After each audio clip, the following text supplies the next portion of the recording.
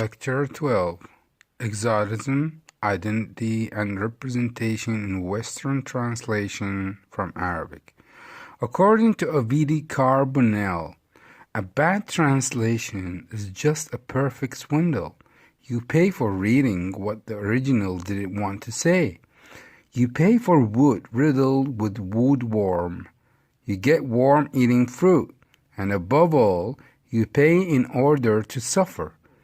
I don't know if there is any complaint office out there, but if there isn't any, it surely should be invented. A bird's eye view of the major issues in translation, acceptability, preference, equivalence, etc., shows that deciding between a good or a bad translation cannot be reduced to a series of clear-cut, all-purpose rules. All too often, lectures on translation turn out to be complaint sessions by lecturers striving to provide sound objections to the options student thinks fit. Error systematization tends to become a hard task once we need to adopt a wider scope than the usual correction of morphosyntactic structures. Contrasted rhetorics and stylistics based on the corpus analyses offer a secure but still untreated ground for translation.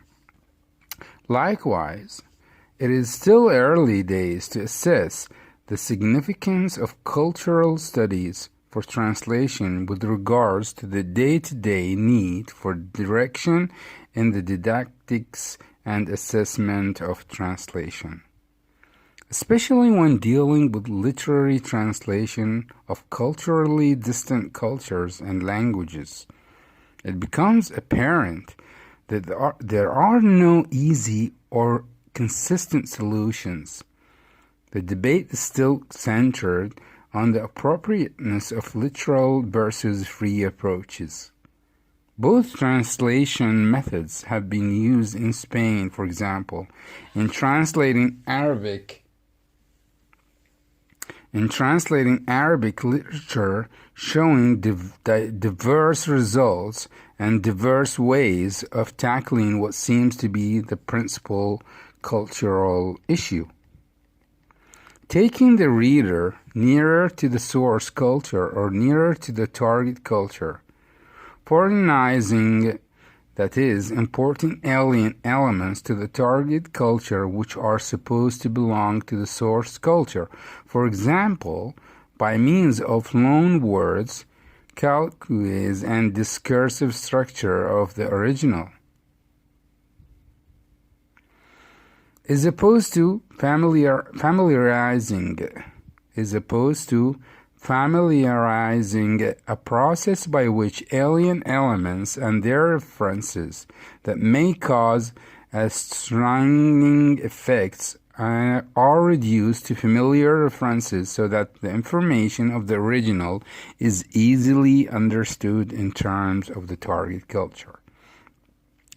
So foreignizing and familiarizing are two different techniques to make a translator much more acceptable to the reader. Again, foreignizing, that is, importing alien elements to the target culture which are supposed to belong to the source culture. Okay, for example, by means of loan words and the discursive structure of the original. This technique is opposed to familiarizing, a process by which alien elements and their references that may cause a strangling effect are reduced to familiar references so that the information of the original is easily understood in terms of the target culture. To familiarize is to reduce. It tends to imply a reduction in the sense that the complexity of the original context is replaced by a set of relationships inscribed in the target culture's referential universe. In other words, references to realities from the source culture are managed from within the target culture.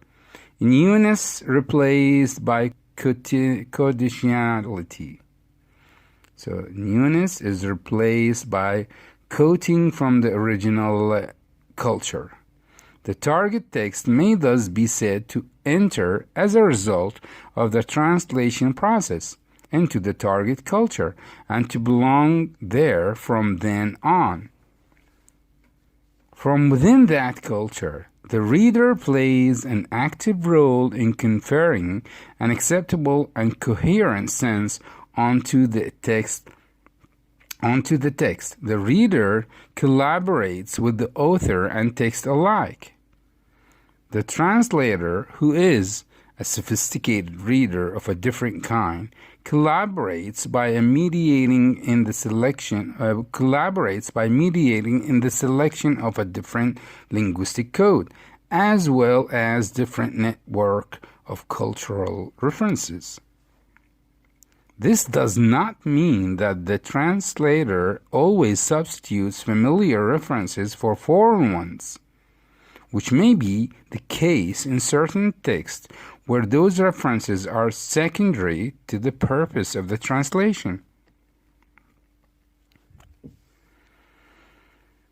By rather the opposite is true, particularly in literary translation from languages such as Arabic, where references to alien concepts or customs are usually preserved and somehow clarified in the translated text or explained in footnotes.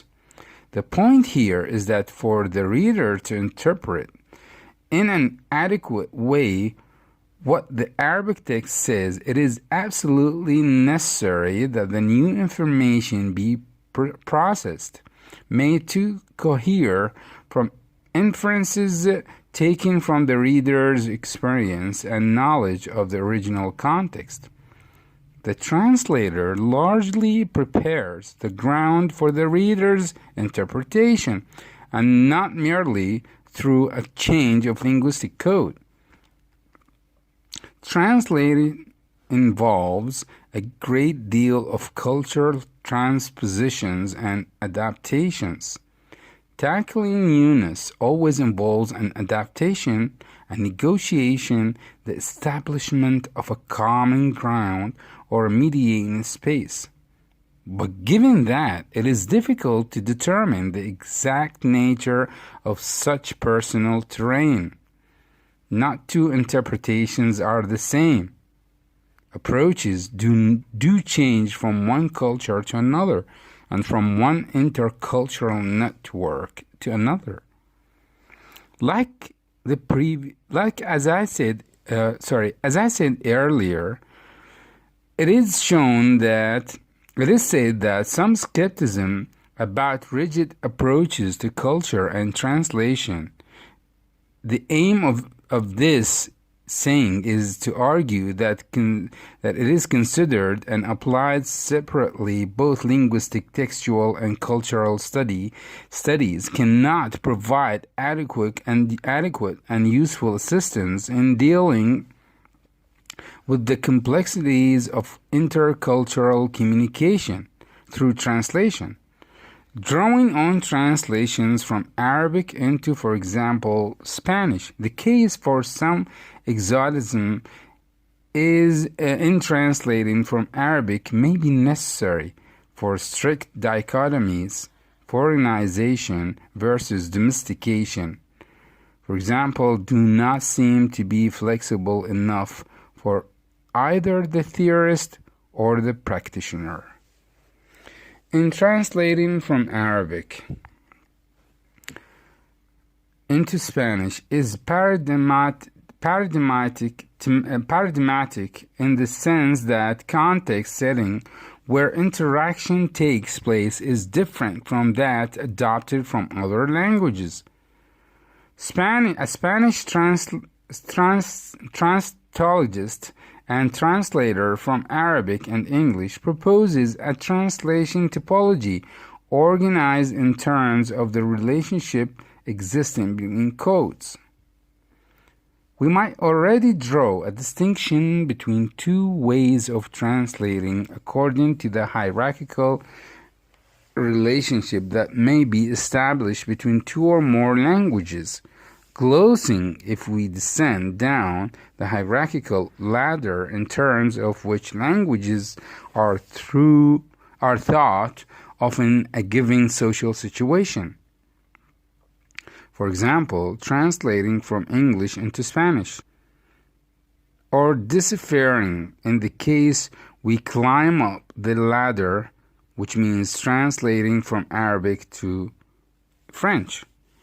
Deciphering implies something more than usual instrumental activity of decoding-recoding.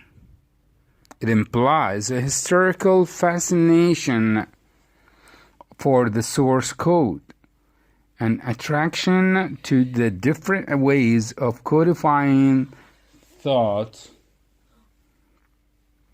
but it also reveals the idea that such thought must be itself different and that translation, mainly literary, must somehow convey its difference and strangeness.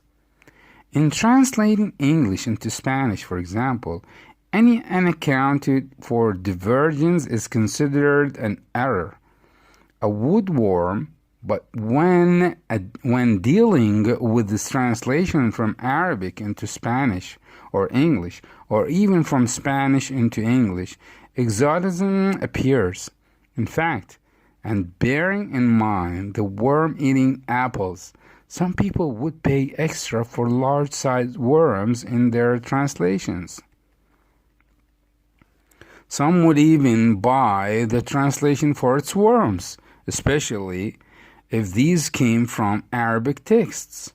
What I have in mind here is the usual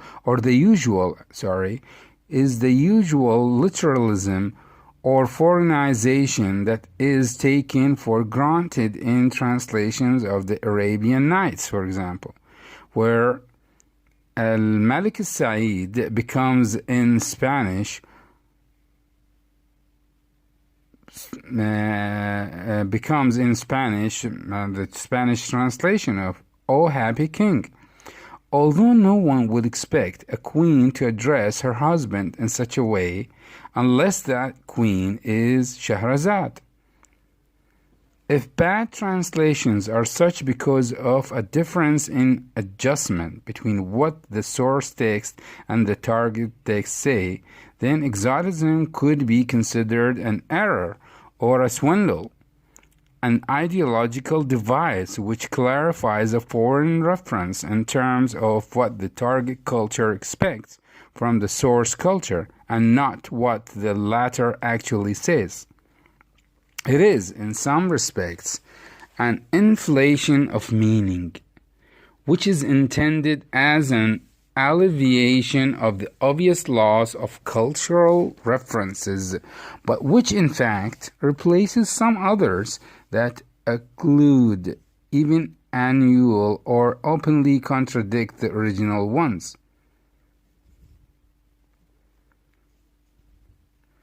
This inflation may, however, be necessary to make sense of new realities or experiences. Translation is a privileged space where linguistic and social systems meet, intermix, or come into conflict. The very reason why it has recently received so much attention from cultural studies. But it is not easy to conflate linguistic and social approaches that remain despairingly superficial. Without a discursive micro-dimension, cultural translation theory can only go so far, and without the broad macro-dimension of cultural contact, institutionalization, hybridization, and the like, purely linguistic and textual approaches to translation remain extremely limited and regarded with suspicion or simply ignored by most cultural theorists.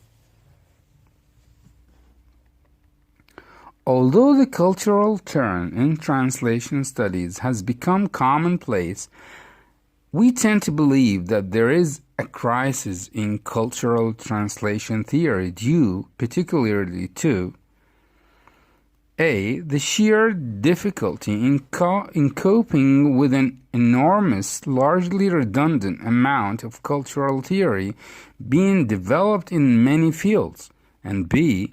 the reticence of cultural translation theorists and cultural criticism at large to identify the linguistic mechanisms by which discourse is in the end enacted.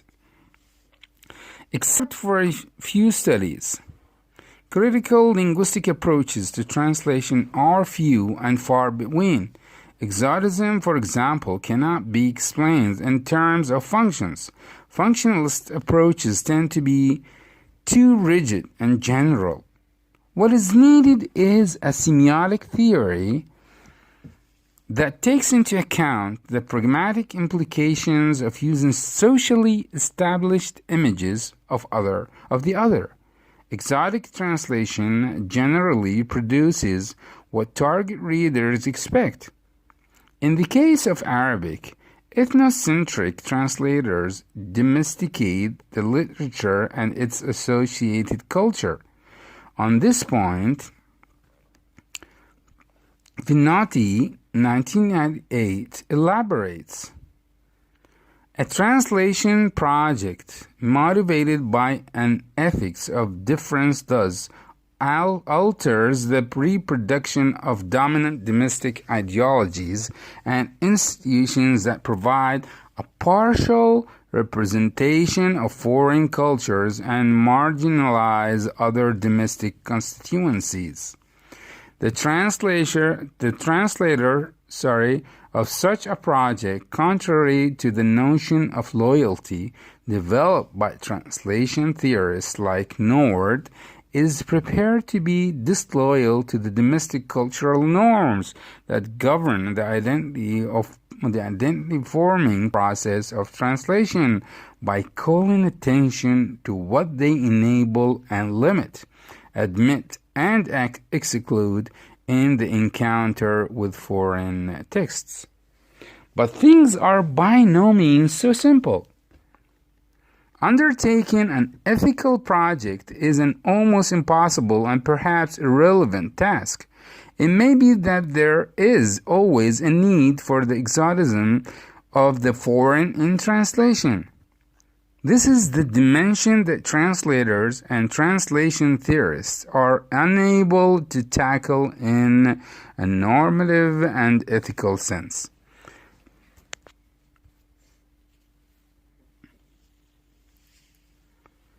What is worrying is the extreme generalization underlying concepts such as domestic culture, foreign text, or even foreignization.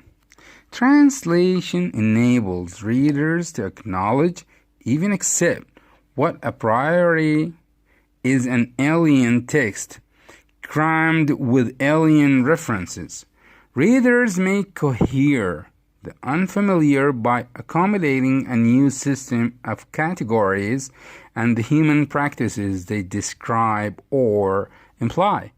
Foreignness is limited in any given discursive construction conveyed by text, a conversation, a series of ad images, a photographic exhibition, etc. We cannot expect everything to be known or familiar, nor conclude that everything appears to us foreign, alien, odd, or strange. We should instead ask what we understand by known, familiar, foreign, or strange. In fact, It is a relatively limited amount of traits that makes a translated text familiar or foreign. Cultural amount of traits that makes a translated text familiar or foreign. Cultural identity may be constructed from a number of semiotic signs. In the case of social or geographic varieties, sociolinguistics tell us that speakers recognize and identify only a few features of language as representative of a particular dialect or social group. Most other traits remain hidden and fluctuant until they generalize enough to become stereotypes. Similarly, the creation of cultural identities through translation is usually limited to relatively few stereotypes. Few details suffice to distinguish, for example, the speech of a cultured gentleman from that of a peasant. Ethnic differences in translations are usually treated in the same way, drawing on the common target culture repertoire of ethnic linguistic stereotypes, where there is a parallel distinction in the target language culture, or else the translator provides substitutes. When literature from so-called exotic cultures is translated, a similar stereotyping process is underway.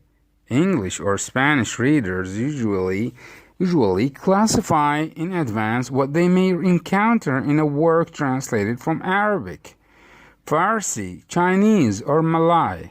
That is, they formulate a number of expectations as to the description of the foreign and exotic settings and their categories. So certain themes and discursive features are expected, and specimen of a specific genre is expected.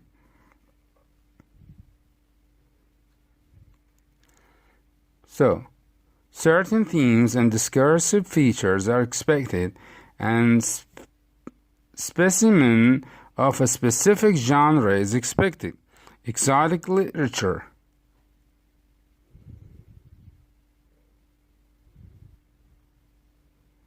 The translator, far from being invisible, usually positions herself before the translated work and intervenes in introductions, glossaries, and footnotes.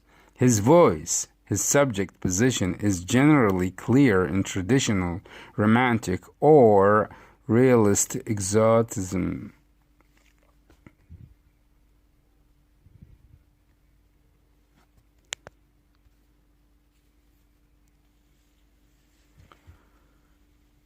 Orientalist footnote. The translator as a guide. The least conspicuous is the aside remark or intratextual gloss that attempts a clarification, balance, or softening of situations that might be understood as alien. Exotic translations have made literal translations of one of the main recognizable features of exotic literature as a specific genre. That is, a certain kind of foreignization is always expected in such ethnocentric translations, so to speak. If we follow Pinto's foreignizing advice, we may well reproduce the same strategies we set out to avoid.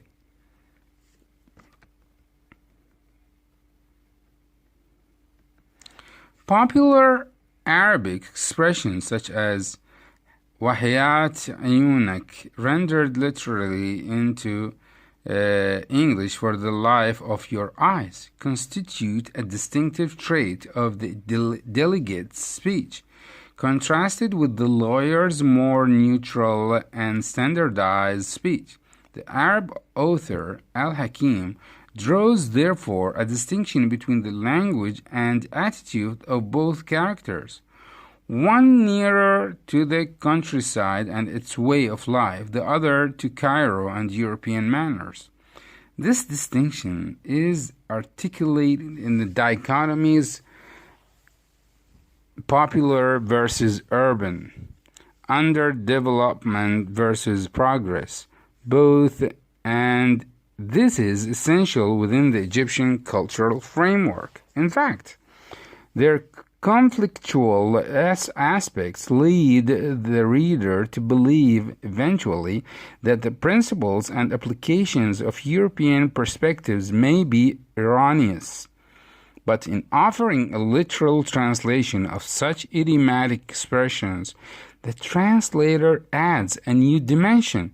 A new duality appears, East versus West, only hinted at in the original, but clearly highlighted in the translation.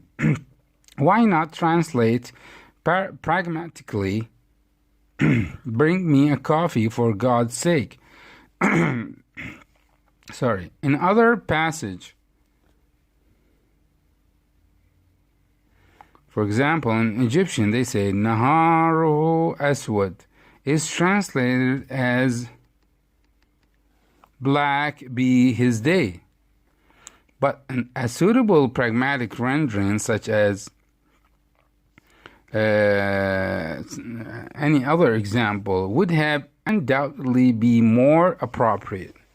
These exotizations add something more, and we must recognize that the translator and also the foremost Spanish Arabist of the 20th century, Emilio Garcia Gomez, does discriminate because such foreignization is not a constant in all characters and in all circumstances.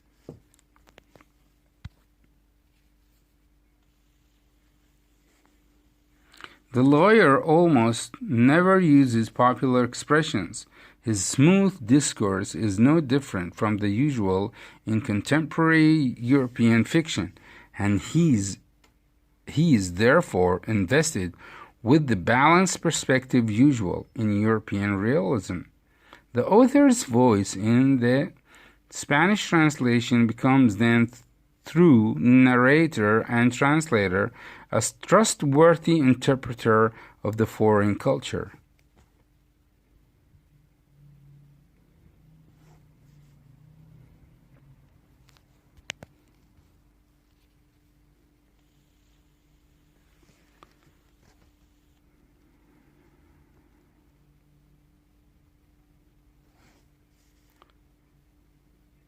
Readers will certainly be puzzled by the abundance of information which does not add much to their knowledge. The translator himself declares in the footnote that details are irrelevant, so are also the names, the rules, even the nature of the games. The translator has attempted unsuccessfully to furnish the readers with enough anthropological information which is unknown even to average Lebanese, for example, source readers. What need is there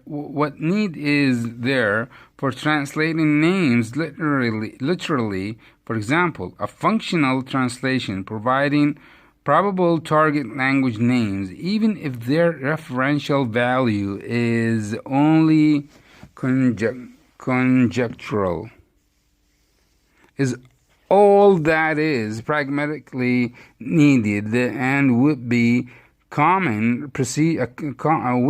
common procedure in present-day translations from Arabic as performed by the youngest generation of Arabists. Thank you very much.